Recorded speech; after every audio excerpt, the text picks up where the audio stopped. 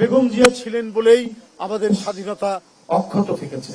নিজ দেশের মানুষের সম্পদ অন্যজন যে লুট করতে পারে না, তার প্রমাণ হচ্ছে দেশনেত্রী বেগম খালেদা জিয়া। এটা আমি মনে করি এমন একজন ব্যক্তি নিয়ে, তার জীবন এবং কর্ম নিয়ে এই আলোকচিত্র প্রদর্শনী, এটা আসলেই সংক্ষিপ্ত এর পরিসর হয়। এটি একটা বিরাট ক্যানভাস, এটি একটা বিরাট ক্যানভাসের মধ্যে মানে একবারে খুব নিপুণ শিল্পীদের দিয়ে তৈরি করা যে ক্যানভাসের মধ্যে যে ছবিটি ফুটে উঠবে, সেই ছবিটি হচ্ছে দেশনেত্রী বেগম খালেদা জিয়া। তার কর্ম এবং জীবন মানে এত মানে অ্যাডভেঞ্চারাস, এত বৈপ্লবিক। আমরা চে গুয়েভারার জীবন পড়ে আমরা মুগ্ধ হই, আমরা ফিডেল ক্যাস্ট্রোর জীবন পড়ে আমরা মুগ্ধ হই, আমরা আব্রাহাম লিঙ্কনের জীবন পড়ে মুগ্ধ হই।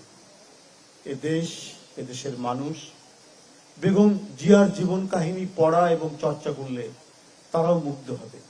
একজন গৃহিণী অল্প বয়সে বিধবা হয়েছেন, হওয়ার পর রাজনীতির যার পদার্পণ, রাজনীতিতে নাম লিখিয়েছেন তার স্বামী পৃথিবী থেকে চলে যাওয়ার পর। এই দেশকে কেউ কিনতে পারেনি, এই দেশকে কেউ দখল করতে পারেনি। বেগম জিয়া ছিলেন বলেই আমাদের স্বাধীনতা অক্ষত থেকেছে, আমাদের সার্বভৌমত্ব মজবুত থেকেছে।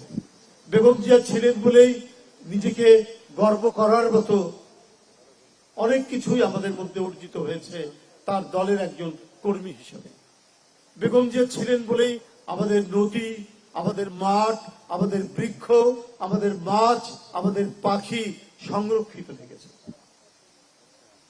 তার জীবন এবং তার কর্ম নিয়ে এই যে বগুড়া মিডিয়া এবং কালচারাল সোসাইটি যে আয়োজন করেছে, এটা এমনিতে মনে হবে যে ছোট পরিসর, কিন্তু এর তাৎপর্য, এর গুরুত্ব এবং এর যে এটা যে প্রেরণা তৈরি করবে, গোটা গোটা জাতিকে এটা উদ্বুদ্ধ করবে তার কাজ। আপনি দেখুন, আমরা একটি ঘটনা বলি, এই যে ঝাড়খণ্ডে যে কয়লা পুড়িয়ে যে বিদ্যুৎ তৈরি হচ্ছে, যেটা বাংলাদেশকে দেওয়া হয়েছে, এটা ইন্ডিয়ার প্ল্যানিং কমিশন এটা বাতিল করেছিল। যখন এটা এখান থেকে কয়লা পুড়িয়ে ভারতে বিভিন্ন জায়গায় যেখানে ঘাটতি আছে সেখানে বিদ্যুৎ দেওয়া, কিন্তু ইন্ডিয়ার প্ল্যানিং কমিশন, তাদের পরিকল্পনা কমিশন এটা বাতিল করেছিল যে এটা পরিবেশের বিরুদ্ধে যাবে, এটা পরিবেশ বান্ধব হবে না বলে।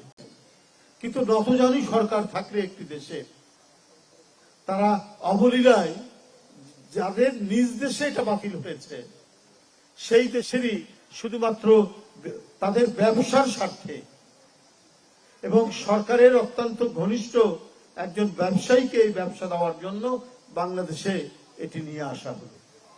একইভাবে রামপাল বিদ্যুৎ কেন্দ্র, সেখানেও কিন্তু ভারতেও এটা চেষ্টা করা হয়েছিল, সেখানকার মানুষ প্রতিবাদ করেছে, বিশেষজ্ঞরা প্রতিবাদ করেছে, সবাই প্রতিবাদ করেছে যে না, এটা যদি এই সুন্দরবনের কাছাকাছি যদি করা হয় তাহলে আমাদের বনজ সম্পদ, আমাদের বনজ প্রাণী এগুলো ক্ষতিগ্রস্ত হবে, ধ্বংস হয়ে যাবে।